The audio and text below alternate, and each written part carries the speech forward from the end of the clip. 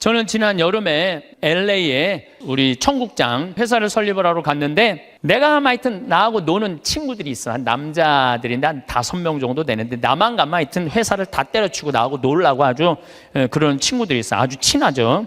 근데 그 친구 중에 하나가 식당을 운영하는데, 근사한 식당을 운영해요. 한 번 먹으면 막 $100, 10만 원, 20만 원. 그리고 와인도 딱 맡겨놓는. 그 한국 사람들은 거의 안 가고 미국 사람들이 와서 그 홀에다가 뭐 술 먹고 춤도 추고 막 이러는 그런 아주 근사한 식당이에요. 근데 그 친구가 나를 식사를 대접하고 싶다고 몇 번 그러는데, 내가 또 그렇게 비싼 식당에 갈 수 있어요? 안 간다고 그랬더니 그럼 우리 집에 모시겠다고 집으로 갔어요. 집에 갔는데 그 친구 부부 다 뭐 손님 한 12명을 초대를 했는데, 내가 주인공으로 간 거 아니에요. 근데 자기 식당에 주방장을 데리고 왔더라고.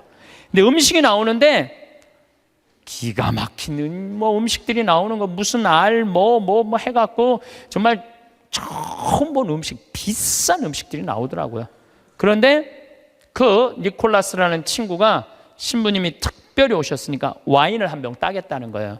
근데 와인을 뭐 그냥 2만 원, 3만 원짜리가 아니라 600만 원짜리 와인을 따는, 600만 원짜리 와인을. 나도 처음 봤어요. 그 비싸다 말로만 들었지. 1995년 보르도산이야. 1995년이 굉장히 가물었었어요. 그래갖고 북한 주민들 다 굶어 죽었을 때야. 근데 와인은 최고가 나온 거예요. 그걸 했는데 한 잔에 50만 원이, 한 잔에. 먹는데 막 벌벌 떨리더라고. 한 잔에 50만 원인데. 근데 계속 주방장이, 셰프가 음식을 날라다 주는데, 내가 그래도 주인공 아니에요. 주인공. 뭔가 셰프한테 감사의 표시를 해야 될 거 아니야. 그걸 우리는 팁이라고 그러죠. 근데 내가 혼자 고민했어. $50를 줄까, $100를 줄까. 심장이 막 쫄깃쫄깃 하더라고. 어떻게 할까. 근데 결국은 불러갖고 딜리셔스 그러면서 내가 $50를 줬어요. 지금 생각해보면 왜 $100를 못 줬는지.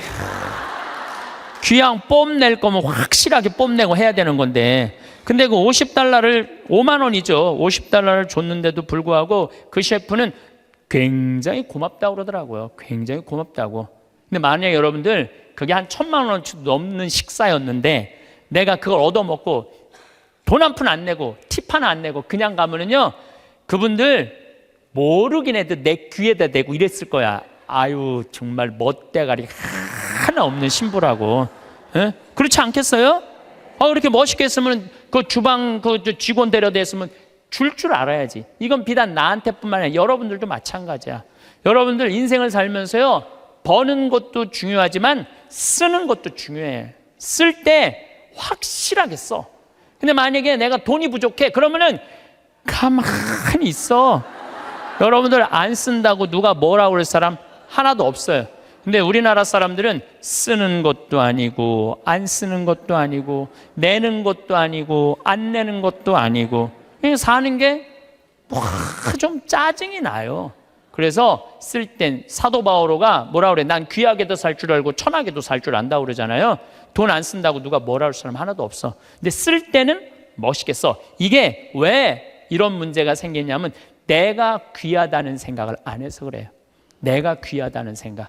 여러분들 이 여행 많이 다녀보셨죠? 만약에 유럽 여행 가신 분들 아마 유럽 여행은 일생 한 번 가보는 거예요.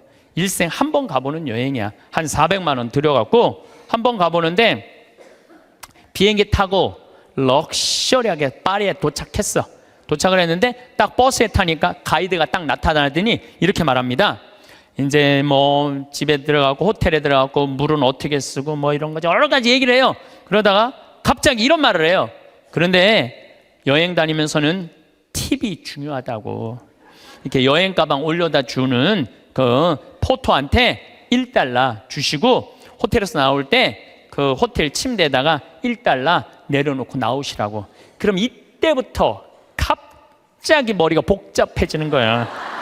$1? 생각지도 않은 돈이야. 이거 생각지도 않은 돈이야. 그게 아깝기 시작한 거야. 그런데 400만 원을 들여서 일생 한 번 간 여행이에요. 그러면 $1, 10일, $2씩 줘봐. $20, 2만 원이야. 그 줄 때 기분 좋게 줄 수 있는 거야. 그런데 이제 딱 버스에서 내리니까 아니나 달라 막 벨보이들이 막 와갖고 가방을 막 들고 갈라 그래. 그러면은 이 할머니들이 이렇게 말합니다. 그 놔두라고, 내가 들고 갈 테니까 놔두라고. 아, 내가 여러 번 봤어요. 여행 같이 다니면서. 내가 그 힘들게 그 가방을 들고 다니는 할머니들 모습을 보면서 안타깝더라고요. 그럼 뭐하러 여행을 나와? 그 2만 원이 아까워갖고 그 힘든데 피곤한데 와갖고 그걸 또 들고 올라가. 그 2만 원이 아까우면 그냥 집에 가만히 있어. 벌 때는 힘들고 어렵게 벌지만 쓸 때는 정승같이 쓰는 법도 중요한 거예요. 저는 요즘 이렇게 여행 다니면은요, 뭐 2달러, 3달러, 5달러도 내려놓고 와요. 호텔에다가. 왜냐? 그거 다 이민자들이야. 거기 청소하는 사람들. 힘들게 그거 갖고 먹고 사는 사람들이야. 그러면 길 가는 사람도 내가 5천 원, 만 원, 일생, 1년에 여러분들 어려운 사람들 얼마나 만나요? 만나는 일이 1년에 한두 번도 안 돼. 그럼 그런 사람들한테 한번 나도 여행 내가 400만 원어치 쓰면 40만 원 어려운 사람한테 내놔야 될 거 아니야. 그 일환 중에 하나가 그 어려운 사람들한테 팁 주는 거예요. 근데 그게 아까워갖고 내가 들고 갈 테니까 아까운 거지. 아까운 거예요. 그래서 여러분들 자신한테 쓸 줄 알아야 돼. 자신한테. 제가 왜 이런 말씀을 드리느냐 하면 우리가 돈을 버는 법도 중요하지만 쓰는 법도 중요해요. 여러분들은 지금 정말로 힘들게 돈 많이 벌었어요. 그렇죠? 아끼기도 많이 아꼈어. 그런데 벌기만 하고 쓸 줄을 모른다면은 뭐하러 벌어? 그렇잖아요. 힘들게 돈을 많이 모았어. 근데 쓰려고 8만 원을 쓰려고 보니까 아까워. 벌 떨어. 그럼 뭐하러 버냐 이거예요. 벌 줄도 알고 쓸 줄도 알아야 돼요. 여러분들 이 세상에서 나 자신을 가장 잘 이해하는 사람은 누굴까요? 나예요. 내가 인생 고비고비 살아오면서 고생한 거 면면이 속속들이 가장 잘 아는 사람은 누굴까요? 나밖에 없어요. 그러면은 내가 나 자신을 가장 잘 이해하고 인생 구비구비 고생한 거 가장 잘 아는 나한테 가장 잘해줄 수 있는 사람은 누굴까요? 나예요. 그런데 내가 고생한 거 잘 알지도 못하는 자식이 잘해주겠어요? 남편이 잘해주겠어요? 잘해주지 못해. 내 마음에 맞게끔 잘해줄 수 있는 사람은 이 세상에 나 외에는 아무도 없어요. 나 외에는. 그런데 우리는 간혹 내가 나한테 잘해주면 되는데 나는 나한테 잘해주지 않고 남편이 나한테 잘해주지 않는다고 자식이 나한테 잘해주지 않는다고 섭섭하다고 원망하는 어리석은 사람들이 참 많아요. 여러분들 이렇게 살아오면서 내가 사글세, 월세, 전세, 그나마 뭐 아파트 20평, 30평 이렇게 살 때까지 정말 알뜰살뜰 아끼면서 절약한 거 자식이 알 것 같아요? 몰라요. 그런데 몰라준다고 맨날 눈물찍, 콧물찍 짜는 이 바보들이 참 많아요.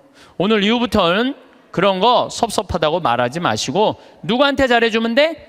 내한테 누가? 내가 잘해주면 돼요.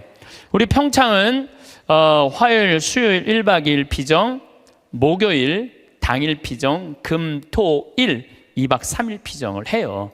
1년 내내예요. 지난번에도 하고 이번에 성탄 때도 금, 토, 일 2박 3일 피정해요. 오고 싶어도 이미 예약이 끝나서 못 와요, 여러분들. 네.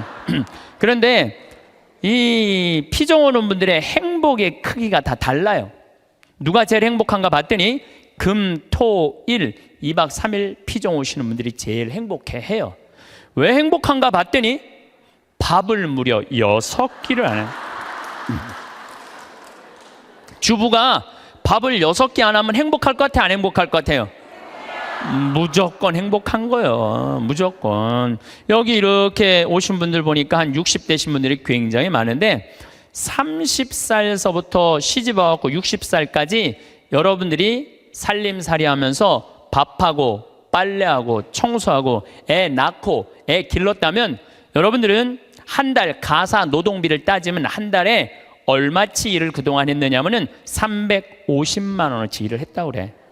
그럼 30년 동안 일했으면 여러분들은 남편하고 자식들한테 얼마를 청구할 수 있느냐 하면은 10억 5천을 청구할 수 있어요. 10억 5천.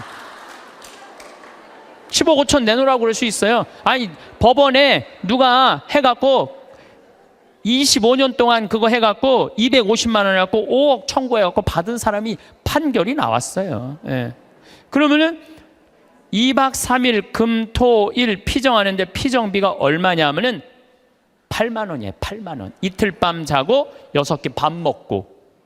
그런데 그렇게 10억 5천만 원어치 일을 하고 난 다음에 그렇게 고생한 나한테 너 한번 이틀 밥 안 하고 좀 편안하게 한번 해주는 밥 먹어라. 내가 너한테 한번 쏠게 하고 그 8만 원을 들여서 평창에 피정을 갈라고 그럴 때 그 돈이 아까워서 갈까 말까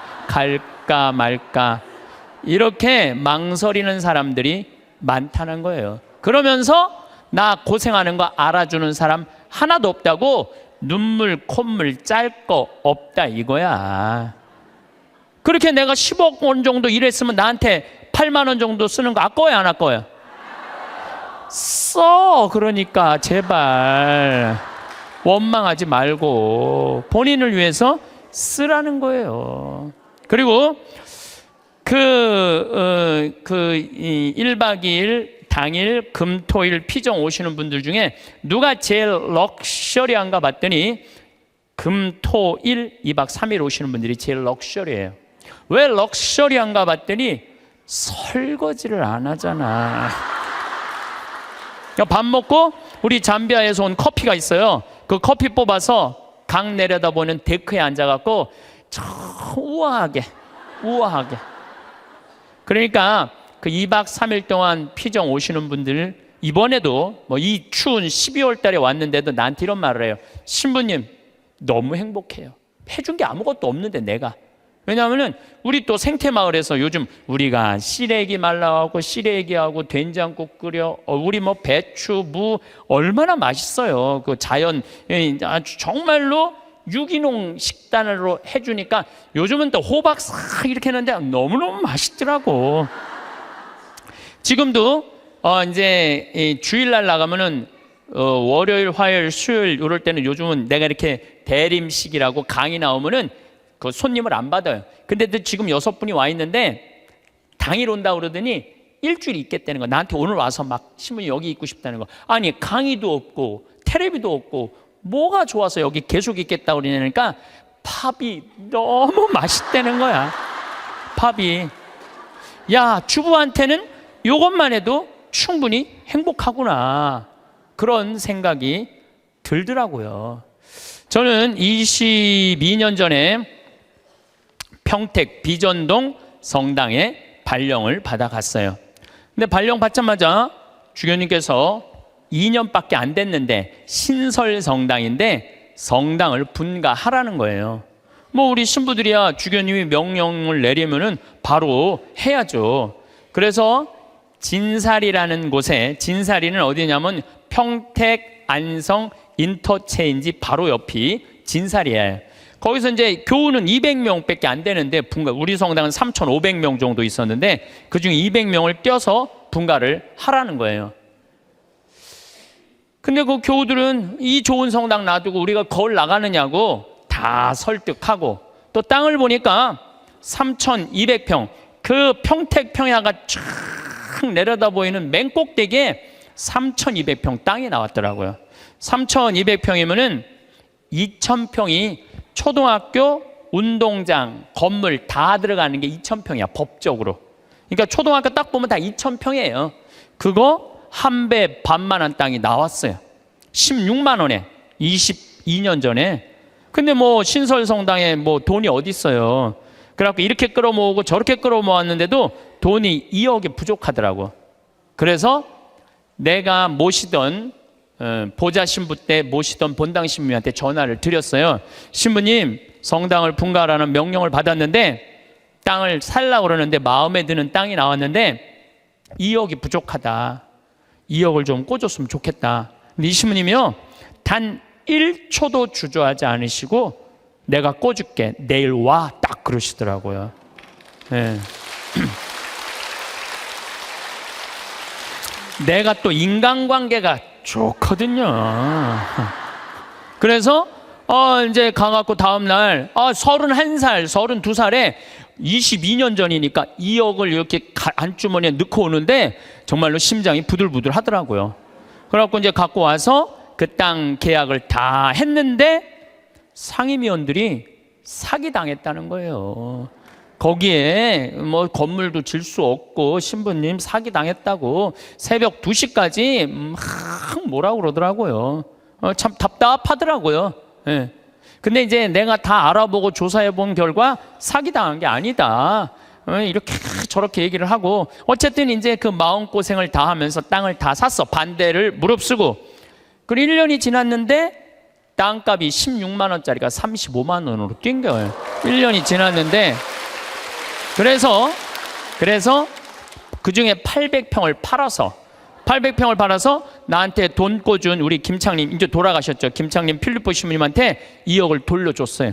그러니까 2,400평이 남았는데 거의 돈 한 푼 없이 그냥 산 거야.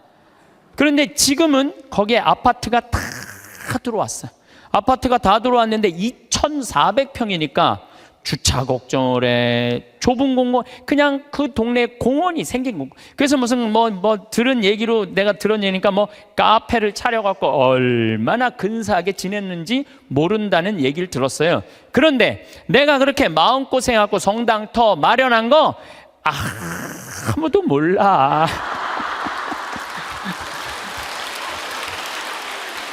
누구만 알아? 하늘하고 나만 알아. 하늘하고 하느님하고 나만 알아. 그런데 지금은 이제 거기가 겨우 2,000명 정도 됐다고 그래요. 근데 후임자 신부가 몰라준다고 그 교우들이 20년 전에 내가 그렇게 힘들게 해서 땅 산 거 몰라준다고 내가 맨날 섭섭하다고 그러면요, 나는 쫀쫀한 사람이야. 쫀쫀한 사람. 작은 사람이야. 작은 사람. 그리고 이제는 거기가 평당 큰 몰이 들어와서 평당 한 400만 원까지 올라갔대요. 그러니까 거의 100억 정도 되는 거죠. 100억 정도 되는 돈을 내가 교회에 벌려준 거야. 그런데 아무도 몰라. 그런데 주교님이 몰라준다고, 교회가 몰라준다고 내가 맨날 그렇게 원망하면요, 나야말로 작은 사람이야. 나는 그 평택 IC 지나다닐 때마다 하느님의 기도하는 집을 내가 마련할 수 있는 영광을 가진 것에 대해서 감사해요. 어차피 그러니까 교우들이 이렇게 행복하게 그 넓은 터에서 주차 걱정 없이 신앙생활한다는 얘기를 들으면 내가 기분이 좋아. 그걸로 된 거예요. 여러분들도 인생 살면서 고생하고 힘들게 이 가정 여기까지 이렇게 꾸려왔는데 다른 사람, 심지어 남편, 주위에 여러분들 간혹은 시집 왔더니 시동생이 5살 시동생 나중에 키워갖고 장가까지 보냈는데 그 은혜 모르는 경우도 많죠? 그거 섭섭할 거 하나 없어요. 섭섭할 건 없어. 누가 알면 돼? 내가 알고 하늘이 알면 돼. 그래서 공자님이 진정한 군자는 누가 군자라고 그랬냐면 남이 나를 알아주지 않아도 화내지 않는 사람이 군자라고 그래요. 유유자적할 줄 아는 사람이. 작년에 내가 잠비아 봉사활동을 80명의 교우들하고 갔다 왔어요. 갔다 왔는데 정글에를 잠깐 들어갈 일이 있었는데 병원이 있는데 병원이 있으면 간호대학에 같이 있어야 된대요. 근데 수녀님이 간호대학을 짓다가 돈이 없어서 수도를 해버린 거야. 돈이 없어서. 내가 그걸 보는데 마음이 찬하더라고요. 근데 마침 제가 작년에 잠비아는 비행기표 아껴본다고 이 아디스 아바바, 이 이디오피아를 통해서 걸리 들어갔었어요. 근데 아디스 아바바 공항에서 내 옷가방을 다 잃어버렸어요. 그래갖고 양복 3벌, 4벌을 4벌 중에 입은 거 하나 빼고 3벌이 다 없어져 버렸어. 그런데 그 전주 연중 제15주 복음이 뭐였느냐면은 너희들은 선교 떠날 때 옷을 1벌 이상 갖고 다니지 말아라.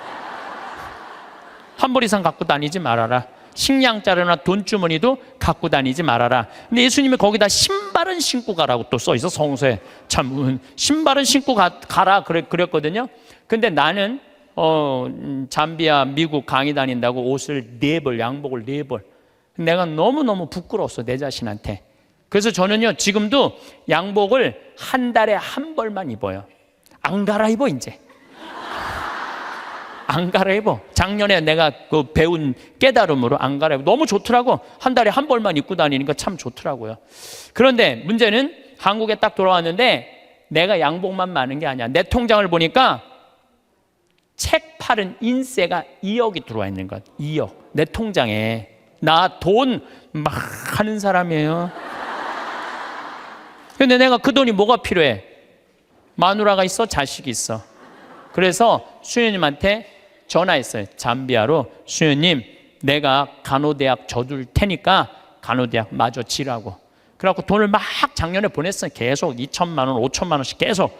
근데 올해 가서 그 정글에 들어가, 땀부라는 정글에 들어가 보니까 간호대학을 다 져놨더라고. 이제 기숙사 하나 져놓고 기숙사를 2개만 이제 더 지면 완전히 끝나. 이제 돈을 좀만 더 보내면 돼. 근데 우리 직원들이 그걸 보더니 한국에선 감이 없다가 내가 돈을 보내갖고 대학을 져놓으니까 나를 혼내는 거예요. 신부님 은퇴해서 돈 필요한데 이렇게 돈 다 써버리면 어떻게 하려고 돈을 다 써버리느냐고. 신부님 은퇴하면은 맛있는 것도 먹고 여행도 다니려면 돈이 필요한데 지금 다 써버리면 어떻게. 지금이야 신부님 강의도 다니고 강사료도 많고 인세도 많고 그래갖고 지금이야 뭐 막 부족한 게 없지만 은퇴하면 필요한 게 돈이라고. 신부님 앞으로 돈 모으라고 막 나를 혼내더라고요. 근데 저는 이런 생각이 들어요. 만약에 내가 은퇴해갖고 돈이 없으면 나는 어떻게 할 거냐면은 사제관에 가만히 앉아 있을 거야. 돈 없는데 어떻게 해? 가만히 앉아 있어야지. 그런데 우리가 이걸 생각해야 돼요. 내가 20년 후에 살아있을지 죽어있을지 어떻게 알아? 그렇지 않아요? 20년에 살아있을지 죽어있을지 어떻게 알아? 그런데 20년 후에 쓰려고 지금 의미 있고 재미있고 신나는 일이 있는데 지금 안 쓰고 이 신나는 이 젊은 나이에 20년 동안 지금 가만히 있긴 싫어요. 지금은 마음껏 다니고 의미 있는 일도 하고 재밌는 것도 하고 맛있는 것도 사 먹고 여행도 다니고 지금은 신나게 할 거야. 그리고 70살이 넘어가고 돈이 없으면 가만히 있으면 되지. 없으면 없는 대로 살면 되지. 그렇지 않아요? 있으면 있는 대로 살고. 오늘 미사 때 성채 모자랐잖아요. 많이 모자랐어요. 오늘 성채 뭐 이렇게 많이 왔어. 성채가 모자랄 정도로 많이 왔는데 어떻게 했느냐 하면은 마지막에 성채를 4등분해서 다 했어요. 없으면 쪼개서 쓰고 나눠서 써도 다 살아. 그런데 지금 여러분들 나중에 쓰려고 늙어서 쓰려고 지금 아무것도 안 해서는 안 돼요. 지금 하세요. 뭐든지 지금 하세요. 그리고 다 하고 즐겁게 살았어. 행복하게 살았어. 그런데 70살에 주머니에 돈 없으면 어떻게 하면 돼? 가만히 있으면 돼. 70살에 돈 없으면 가만히 있으면 돼. 많은 분들이 우리 생태마을에 지금도 이제 짬짬이 암 환자들이 많이 와요. 내가 그분들하고 이렇게 상담을 해보면은요, 60살 될 때까지 한 번도 노른 적 없는 사람들 많아요. 60살 될 때까지 여행 한 번도 간 적 없는 사람 많아요. 60살 될 때까지 뽐나게 옷 한 번 사 입어 본 적이 없는 사람들 많아요. 60살까지 뭐만 해? 돈만 버는 거예요. 자식 키우고. 근데 떨커덕 암이 걸려. 지금도 한 분 와 계세요. 떨커덕 암이 걸린 거야. 떨커덕 암이 걸리면은 이분들 나한테 공통적으로 하는 얘기가 있어요. 신부님, 나는 억울해서 못 죽어요. 난 이제까지 뭐만 했어? 고생만 했어요. 어떻게 하면 좋아요, 신부님? 이러는 분들이 너무 많아요. 여기 계신 여러분들도 나중에 하려고 그러지 말고 언제? 지금 하세요. 저 청국장 가루도 나중에 사 먹지 말고 언제 사 먹어? 지금 사 먹어. 지금. 그게 훨씬 건강하고 좋은 거예요. 예. 저는 이제 여주에 평창은 15,000평인데 여주는 15만 평이에요. 거기에는 수영장도 있고 그림 그리는 데도 있고 도자기 만드는 데도 있고 다 있어요. 거기 피정 이제 우리 교우들 받을 거예요. 거기 600명이야. 지금은 200명이라 1년 기다려도 못 오는 분들 많아. 2년 기다리면서도 못 오는 분들이 많아요. 근데 그런 교우들이 좀 안타까워갖고 여주에 피정집을 지금 준비하고 있어요. 근데 거기는 피정 1박 2일, 2박 3일 이런 거 안 해요. 화, 수, 목, 금, 토, 일 5박 6일 피정이에요. 5박 6일. 5박 6일 할 거예요. 5박 6일. 여러분들 시간 많잖아. 죽지도 않고. 근데 5박 6일 피정하는데 피정비를 얼마만 받을 거냐면은 10만 원만 받을 거예요. 10만 원만. 10만 원만. 10만 원만. 밥을 무려 18끼를 안 하는데 10만 원만 받을 거예요. 난 사실 우리 천주교 교우들 불쌍해요. 왜 불쌍하냐면은 성당 나오면서부터 많은 헌금을 하든 안 하든 평생 헌금했어요. 그리고 또 불쌍한 데 있으면 2차 헌금하고 교무금하고 또 성당 지면 신축금 내고 또 뭐 어려운 데서 와갖고 뭐 꽃동네 뭐 이런 데 와갖고 또 뭐 도와달라 그러면 또 반지도 빼고 뭐 그냥 있는 거 없는 거 나 먹기 살기 힘들어도 어떻게 해? 마음 짠하니까 어떻게 해요? 또 내잖아요. 그런데 그렇게 20년 30년 신앙생활 했는데 정작 내가 외롭고 힘들 때 어디 가서 좀 위로받고 싶은데 그럴 데가 없어요. 별로. 우리 한국 천주교 교회는. 그러니까 교우들한테 받기만 했지 주지를 않아. 내가 그게 제일 불만이야. 그런 공간이 한국 교회에 필요하다 이거야. 그래서 이제 여주는 10만 원이면 여러분들 보통 한 달 생활비 최저가 110만 원인가 그렇더라고. 그러니까 누구나 올 수. 그리고 거기 전철까지 나 있어. 이제 그 앞에까지. 그러니까 여기 65살들은 거기까지 공짜로 올 수 있어. 65살까지는. 전철까지 나 있으니까 마음만 먹으면은 뭐 얼마든지 올 수 있어요. 그래서 우리 교우들한테 그런 공간을 만들어 줘야 되겠다. 우리도 좀 위로받고 살아야 되지 않아요? 맨날 뭐 남만 위로하고 살아. 나는 30년 동안 그렇게 뼈 빠지게 고생했는데. 그런데 제가 한 6년 동안 그 여주에다가 그런 생태 마을을 꾸며서 한국민들, 우리 천주교 교우들뿐만 아니라 한국민들이 쉴 수 있는 오아시스를 만들어야 되겠다. 그래갖고 다 허가를 받아놨는데 이번 2월 달에 교구청에 편지를 했어요. 주교님 허가를 다 받아놨으니 공사비 달라고. 거기가 총 공사비가 얼마냐면 300억이에요. 300억을 내가 무슨 재주로 만들어. 내가 무슨 재주로. 그러니까 교구에서 내야 될 거 아니에요. 근데 답이 없는 거야. 준다는 답이 없어. 그래갖고 내 친한 주교님한테 말씀을 드렸죠. 아니 어떻게 왜 답이 없냐. 허가까지 다 떨어졌는데 근데 우리 수원교구는 지금 신도시가 굉장히 많이 생겨요. 위례 신도시, 동탄 2신도시. 신도시가 막 생기니까 거기다 땅 사느냐고 돈을 다 썼다는 거예요. 돈이 없다는 거예요. 그런데 저는 30대 때는 막 내 뜻대로 안 되면 막 교구청에 올라가고 막 뒤집고 소리 지르고 그랬어요. 근데 이제 50이 되니까 생각이 많이 바뀌었어요. 어떻게 바뀌었느냐 하면은 내가 다 해놨는데 만약에 교구청에서 돈이 없다고 300억이 돈이 없다면 어떻게 하면 되냐면은 안 하면 되지. 안 하면 되지 않아요? 여러분들 인생이 왜 힘든 줄 아세요? 돈이 없는데 돈이 없는데 하려고 그럴 때 힘들어요. 하려고 그럴 때. 내가 지금 5천만 원밖에 없는데 2억이라는 가게를 하고 싶어. 5천만 원밖에 없는데 2억이라는 가게를 하고 싶어갖고 어떻게 은행에 융자 받고 형제 집 잡히고 또 뭐 이 사람 저 사람 꼬갖고 시작하잖아요. 그때부터 지옥이 되는 거예요. 그때부터 5천만 원만 있는데 2억짜리 그건 하면 안 돼요. 안 하면 되지.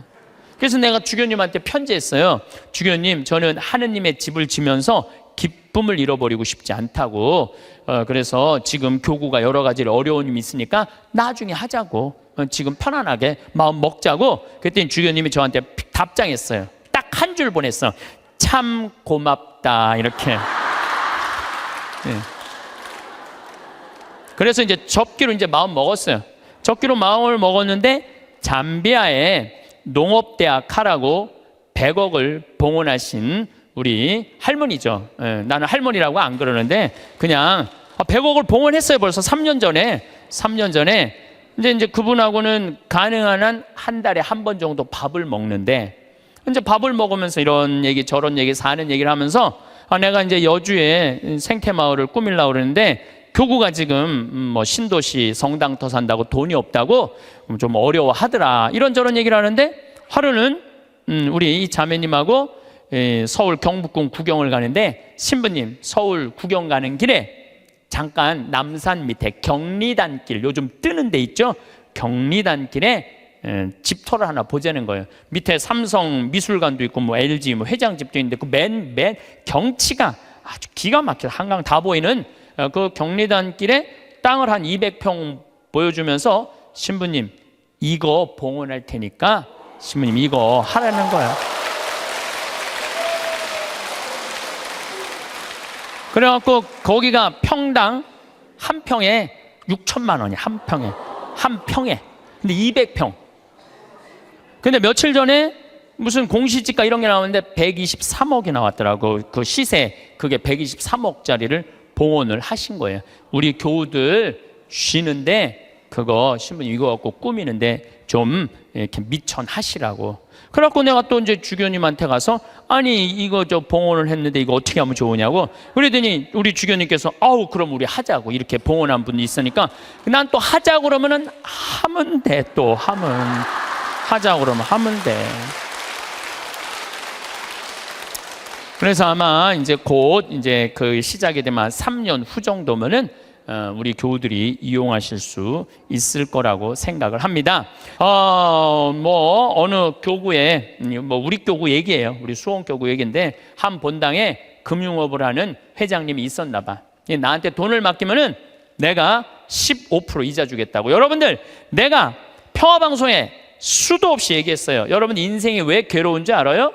정치가 잘못돼서 내 팔자가 기구해서 절대 그렇지 않아요. 내가 잘못 선택해서. 어떻게 잘못 선택해? 과하게 욕심을 부려서 인생이 힘든 거예요.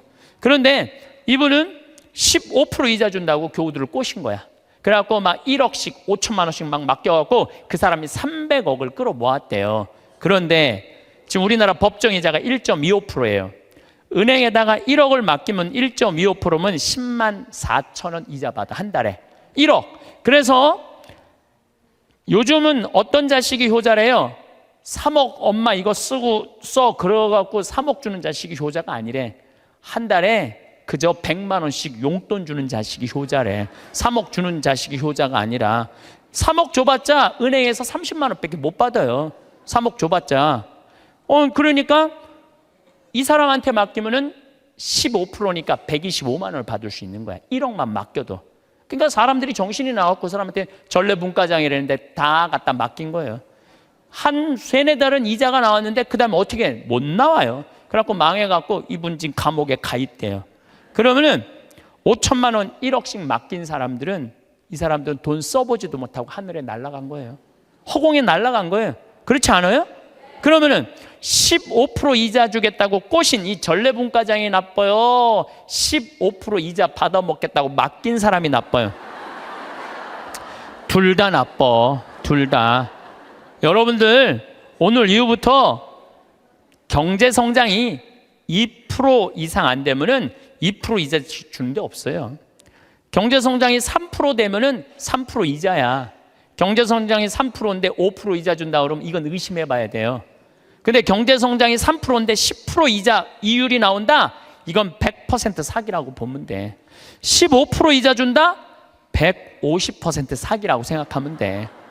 근데 이 어리석은 많은 분들이 5천만 원, 1억을 갖다 맡긴 거야. 내 이 강의를 듣고 어떤 분이 생태마을에 전화했어요. 신부님 안 그래도 사기 당한 분이래. 안 그래도 상처 입었는데 신부 왜 전국에 창피하게 그 얘기를 하느냐고, 하지 말라고. 그래 전화가 왔어. 근데 저는 왜 하느냐 하면은 여러분들 그런 예를 들어서 타산지석이라고 그랬죠? 여러분들 이렇게 어리석은데 넘어가지 마세요. 차라리 그 5천만 원이면은 이스라엘 성지순례를 10번을 갔다 올 수 있는 돈이야. 이스라엘 성지순례 10번 갔다 올 수 있는 돈이야. 여러분들이 이스라엘 성지순례를 10번을 갔다 오잖아요. 그럼 여러분들은 예수님하고 투구 지낼 수 있어. 투구 지낼 수 있어. 내가 이스라엘 성지순례 지금 5번 갔다 왔거든요. 5번 갔다 왔는데 저는 지금 예수님하고 거의 틀라고 그래. 성서를 읽으면은 예수님이 막 튀어나와. 그래서 나한테 말을 걸어요. 예수님이 말을 걸어요. 요즘 제가 이제 내년 3월 8일부터 성서 강의를 해요. 성서 강의를 하는데 나는 성서 전공한 신부가 아니잖아요. 그리고 신학교 때 뭘 배웠는지 생각도 안 나. 성서 전공한 신부도 아니고 신학교 때 배운 거 기억도 안 나. 근데 내가 성서를 강의하겠다고 평화방송하고 정말로 엄청난 도전을 하는 이유 중에 하나가 5번을 성지순례 갔다 오면서 내가 만난 예수님, 그 예수님을 얘기해 주고 싶은 거예요. 오늘 아침에도 이제 강의를 준비하다 나왔는데 무슨 일이 있었느냐 하면은 예루살렘에 가면은 겟세마니 동산 위에 눈물 동산이 있어요. 눈물 성당이 있어. 거기서 눈물 성당에서 우리 올해 2월 달에 우리 교우들 200명이 겟세마니 동산으로 내려가고 있는데 내가 맨 나중에 가고 있는데 거기서 아라바이가 예루살렘 성전 그 지도 그 1달러에 사라고 계속 맡기는 거예요, 나한테. 그래서 내가 됐다고 그랬는데 나 혼자 지금 맨 뒤에 가고 있는데 이 친구가 뒤에서 내 뒤로 꼬집더라고요. 이 목덜미를 꼬집어. 얼마나 기분 나빴는지 몰라. 꼬집고 내 뒤통수를 치는 거예요. 아라바이가 얼마나 기분이 나빴는지 몰라요. 그래도 내가 천주교 신부인데, 천주교 신부인데 너무너무 화가 났는데 나 혼자고 거긴 물건 파는 애들 천지인데 걔하고 어떻게 싸워요. 그리고 나는 성격상 맞고 말지 싸우진 않아. 그래갖고 내려가갖고 겟세마니 동산에 가서 기도를 하는데 예수님 생각이 나더라고요. 예수님은 유대인들이 툭하면 돌을 집어 던지려고 그랬어요. 툭하면 돌을. 근데 예수님은 어떻게 했느냐 하면은 아직 내 때가 되지 않았다고 인내하세요. 인내를 하시고 예수님 어떻게 마지막 십자가상의 죽음을 통해서 누구를 구원하고 싶었어? 인류를 구원하고 싶었어요. 몇몇 사람들이 기분 나쁘게 돌 집어 던진다고 욕한다고 그것 때문에 큰 일을 그르칠 분이 아니었어요. 나도 이 200명이나 되는 사람들을 데리고 와서 성지순례 하는데 내가 하나 기분 나쁘다고 막 신경질 부리고 나 이제 간다고, 나 이제 한국으로 갈 거라고 겟세마니 동산에 앉아서 이렇게 기도를 하는데 정말로 구구절절 예수님이 느껴지더라고요. 그리고 인내라는 거 그런 게 막 느껴지는 거예요. 여러분들도 자식 키우면서 정말로 이 세상 살면서 더러운 꼴 많이 보죠? 근데 여러분들 왜 참아요? 이거 자식 하나 잘 키워보겠다고, 자식 하나 행복하게 해보겠다고 참는 거 아니에요? 그러니까 인내를 하면은 뭐를 얻을 수 있느냐 하면은 열매를 얻을 수 있어요. 열매를. 인내를 하면. 근데 내가 만약에 이스라엘 성지순례 안 갔다 왔으면 이런 묵상 나 죽었다 깨어나도 못해. 근데 만약에 여러분들이 5천만 원을 가지고 이스라엘 성지순례 10번만 갔다 오면 여러분 예수님하고 투구 지낼 수 있다니까. 근데 15% 이자 받아보겠다고 홀딱 맡겨갖고 써보지도 못하고 돈 날리면은 이분들 이렇게 얘기합니다. 내가 성당 나가봤더니 믿을 놈 한 놈 없더라. 하느님이 있긴 어디 있느냐, 사기나 치는 사람들 모임인데, 그리고 이 사람 어떻게 하냐면은 냉담해요. 그러면은 돈 잃어버리고 하느님 잃어버리고 사람 잃어버리고. 이게 왜 그런 줄 알아요? 자기 욕심 때문에 그러는 거예요. 자기 욕심 때문에. 그리고 돈을 버는 법은 배웠는데 쓰는 법을 못 배운 사람이에요.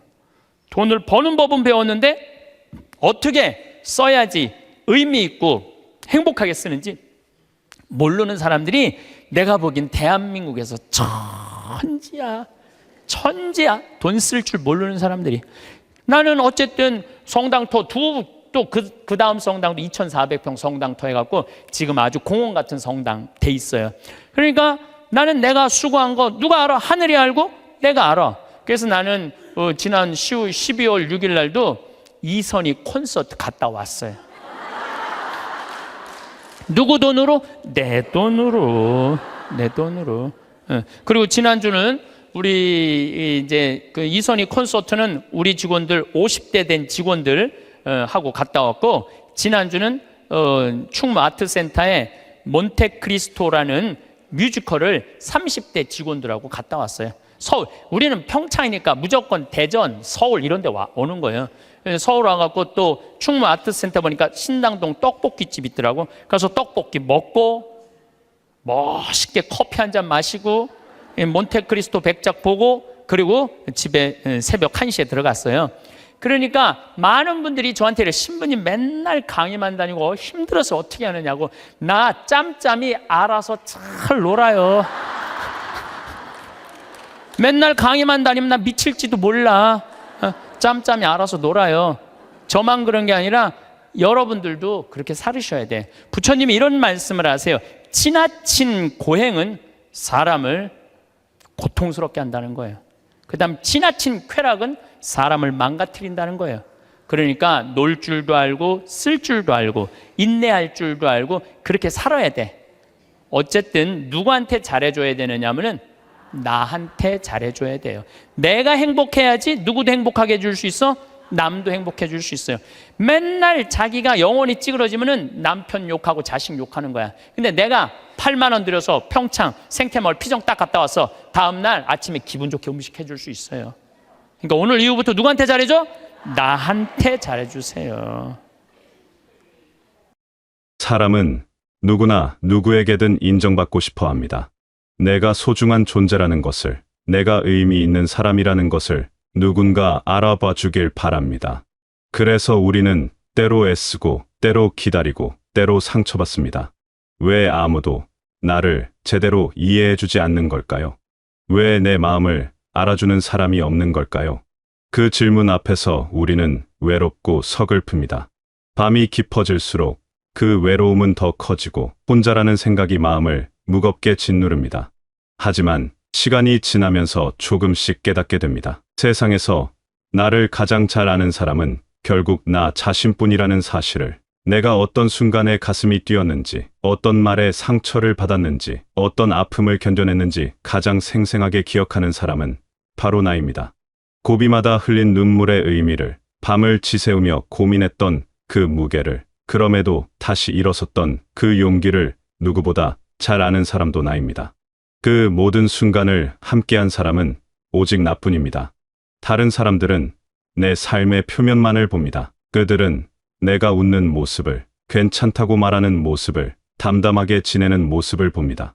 하지만 그 미소 뒤에 어떤 마음이 숨어 있는지, 그 괜찮다는 말 속에 얼마나 많은 것을 삼키고 있는지는 알지 못합니다.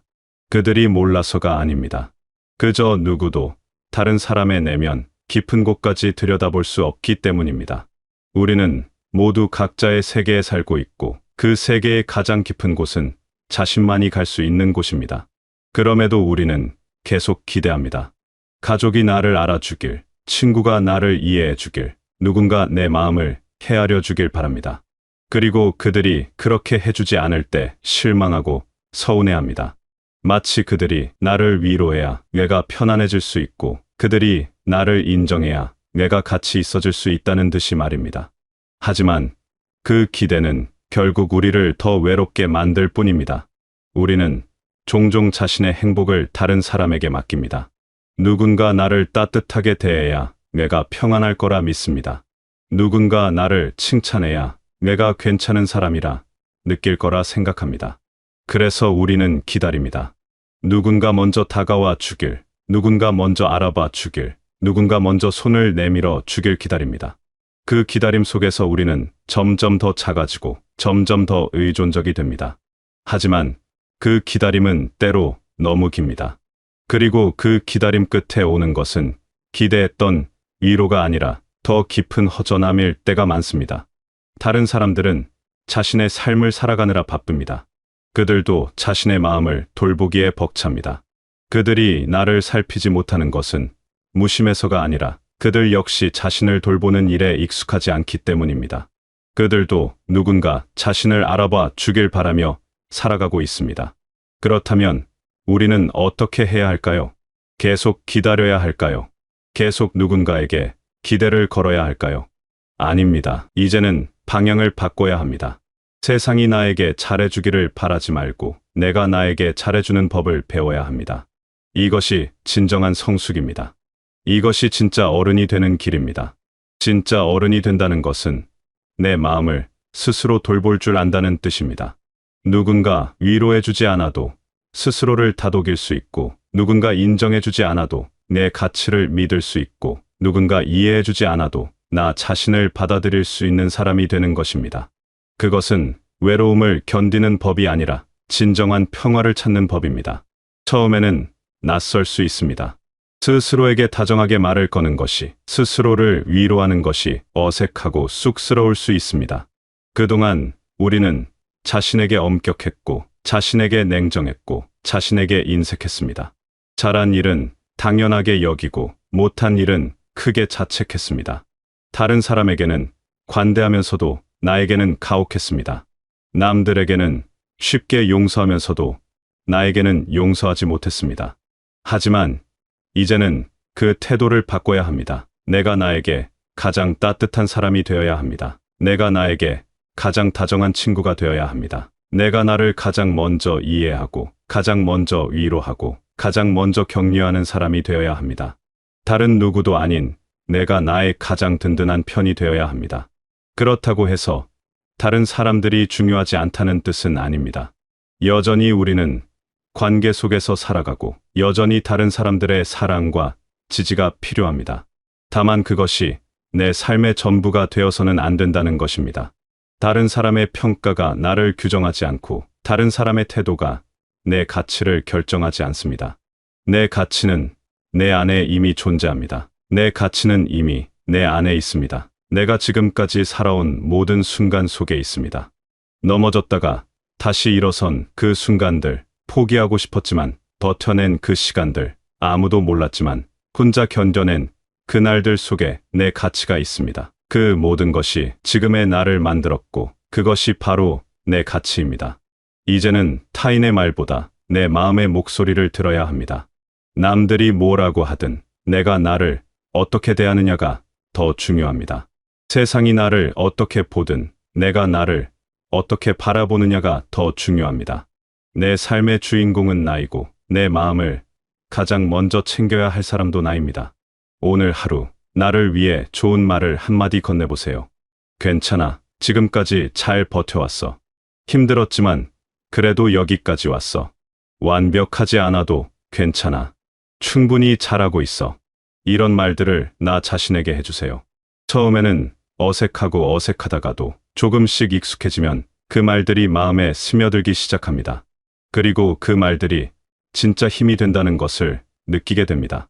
그리고 스스로에게 물어보세요. 오늘 하루 내가 나에게 잘해준 일이 무엇이었는지, 내가 나를 위해 해준 작은 배려가 무엇이었는지, 맛있는 걸 먹었다면, 잠깐이라도 쉬었다면, 하고 싶은 것을 했다면 그것만으로도 충분합니다.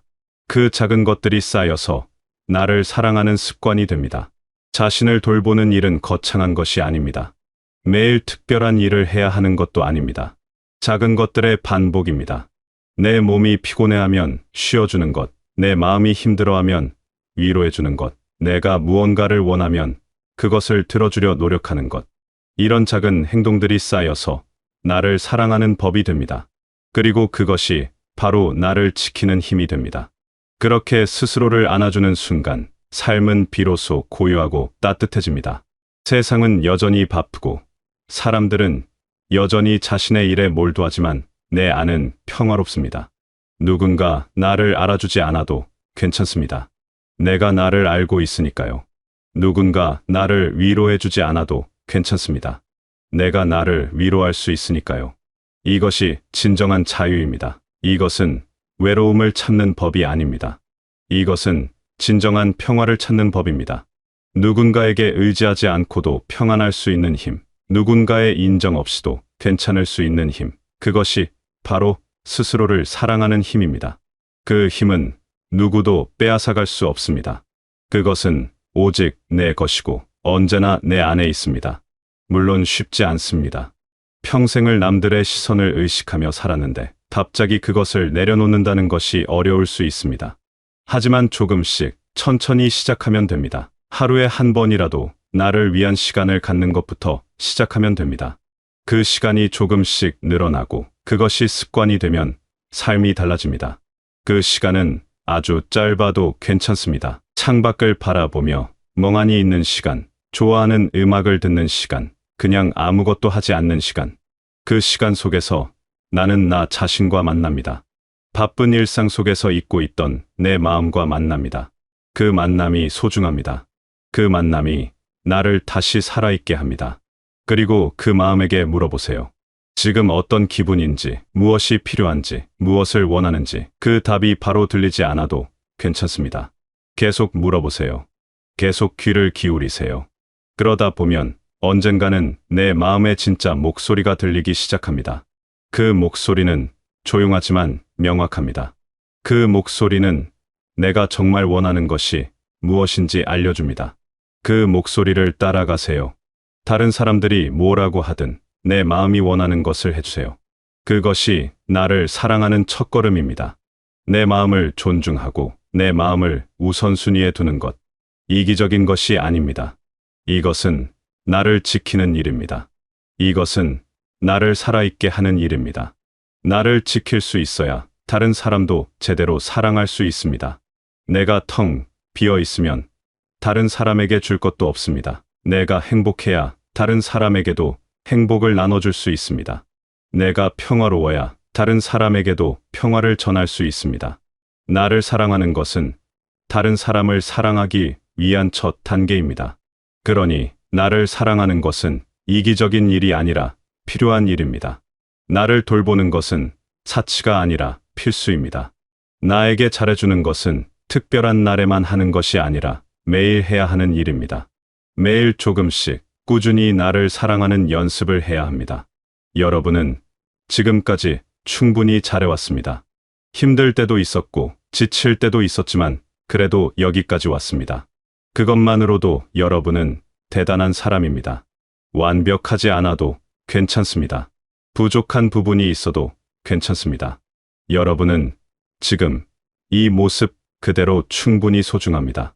그 사실을 잊지 마세요. 이제는 스스로에게 그 사실을 말해주세요. 내가 소중하다고, 내가 가치 있다고, 내가 사랑받을 자격이 있다고. 다른 사람에게서 그 말을 듣지 못해도 괜찮습니다. 내가 나에게 그 말을 해줄 수 있으니까요. 그 말이 진심으로 느껴질 때까지 계속 말해주세요. 그렇게 나를 사랑하기 시작하면 삶이 달라집니다. 똑같은 하루를 살아도 마음이 다릅니다. 똑같은 일을 겪어도 받아들이는 방식이 다릅니다. 내 안에 단단한 중심이 생기기 때문입니다. 흔들리지 않는 평화가 생기기 때문입니다. 그 평화는 누구도 빼앗아갈 수 없는 것입니다. 세상은 여전히 복잡하고 사람들은 여전히 바쁘고 관계는 여전히 어렵습니다. 하지만 내 안이 평화로우면 그 모든 것을 견딜 수 있습니다. 내가 나를 사랑하면 다른 사람의 사랑에 목매지 않아도 됩니다. 내가 나를 인정하면 다른 사람의 인정에 연연하지 않아도 됩니다. 그것이 진정한 자유입니다. 이것이 진짜 자유입니다. 누군가의 평가로부터의 자유, 누군가의 기대로부터의 자유, 누군가의 시선으로부터의 자유. 그 자유 속에서 우리는 비로소 진짜 나로 살 수 있습니다. 남의 눈치를 보지 않고, 남의 말에 흔들리지 않고, 오직 내 마음의 소리를 따르며 살 수 있습니다. 여러분, 오늘부터 나를 위한 시간을 가져보세요. 나를 위한 말을 건네보세요. 나를 위한 선택을 해보세요. 처음에는 어색하고 어려워도 조금씩 익숙해질 것입니다. 그리고 그 익숙함 속에서 여러분은 진짜 평화를 발견하게 될 것입니다. 그 평화는 어떤 것과도 바꿀 수 없는 소중한 것입니다. 지금까지 많은 것을 견뎌온 여러분 자신을 한번 안아주세요. 고생했다고, 잘 버텨줘서 고맙다고 말해주세요. 그 한마디가 여러분의 마음을 얼마나 따뜻하게 해줄지 모릅니다. 그리고 그 따뜻함이 여러분의 삶을 얼마나 아름답게 만들어줄지 모릅니다. 여러분은 그 따뜻함을 받을 자격이 있습니다. 여러분 모두가 스스로를 사랑하는 법을 배우고 그 사랑 속에서 진정한 평화를 누리게 되시길 바라겠습니다.